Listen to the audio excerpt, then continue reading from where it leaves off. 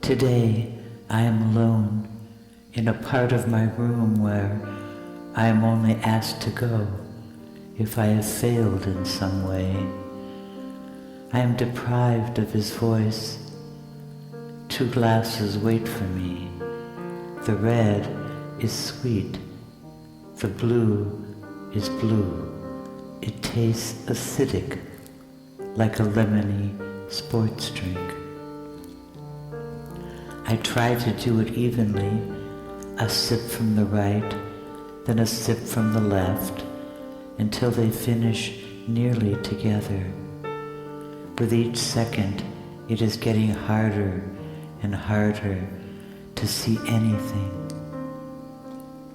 The light is now taking over my entire vision, and my heart pumps rapidly.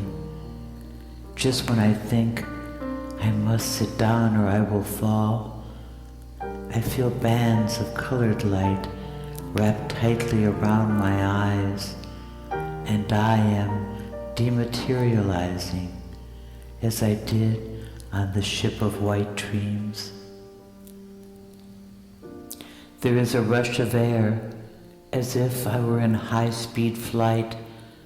I feel I am a messenger or a rescuer. Something or someone needs me, and I know I am on my way. I am being gestated by light. Light, color, patterns are always with me in my dreams. If you thought this was in real time, that I am living it now in this moment, you are wrong. There is no way to describe these journeys while I am living them.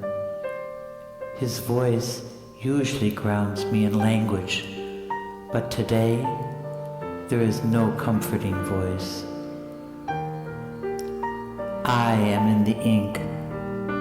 It is aqueous, but not water. The colors shift forms, and as quickly as they do, they shape into something else.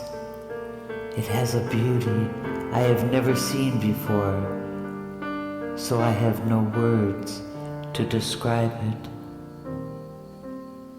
Now I have form, shape, gender, thoughts, and they seem to be what I call me.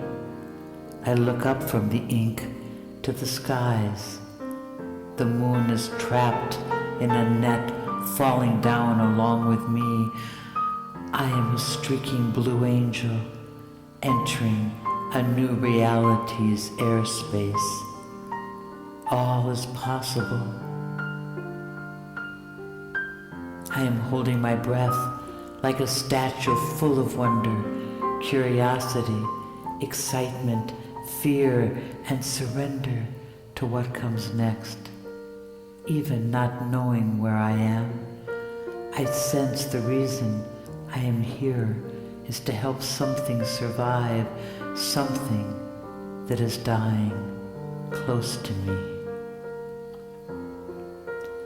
I'm standing upon a downed craft or an insect made out of polished steel, deep red and pale blue. It struggles every once in a while to free itself from the restricting strands. I am close to his head, and I hear shallow, labored breathing. This craft is alive. I crouch on the side of his head, and the net dissolves. I see him for what he is, or what he could be. He is alive. His labored breathing makes my body rise and fall, but he is made of hard metal or something I have never seen in life forms. He's a downed plane, a car wreck, a twisted pileup heading for the compactor. I look around and I see others, none of them even barely alive. They appeared decapitated and tossed into a pile like junk, like something of no value. So many in a heap, all just like him, and I can't save even one. I'm flooded with frustration and am powerless and cry out to his silence and scream at him, the one I trusted and believed in, who it appears has truly abandoned me. Then why did you send me here? Why? I can do nothing. I can save nothing. All are dying, and all will die. I slump to my knees, sobbing. I am heartbroken. I have the broken heart of someone who cares and is helpless to change the outcome. I think I'm crying for a tragedy that is beyond my human understanding, and yet it is not beyond my human feelings. And this makes me feel so much that I too wish I could expire along with all of them. Poetry pours from my lips and mixes with the teardrops, because today, of all days, there is no voice who comes to tell me, trust in it all, or don't be afraid. I do not only cry for these creatures, whatever they were, but I cry because I am now alone, and seeing so much is almost unbearable for me to live with, and his voice has abandoned me.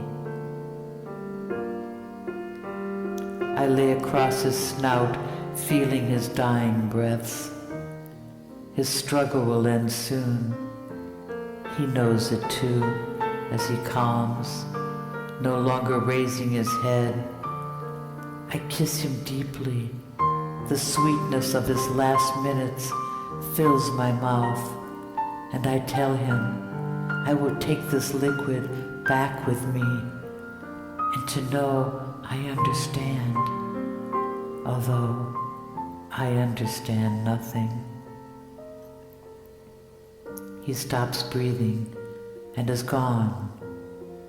There is nothing I can do but slip off his sleek muzzle and fall into the ink, where my tears turn to colors. The sweet liquid of this dying creature is held carefully inside of me, and with a sense of mission, I keep my lips sealed shut so not a drop might spill and be lost. I am back in my room. I see before me what he gave me, what he was made of, and realize in a second of clarity why he gave it to me.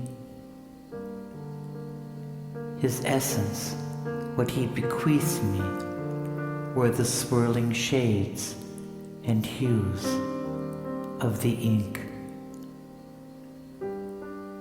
Then the voice of the one who guides me, the voice of the one who had gone mute and left me on my own, whispers directly in my ear, his familiar breath against my cheek, his tone commanding yet loving. But I know what I have to do, and I will do it before I even hear him say it. Karima, write it. Write all of it.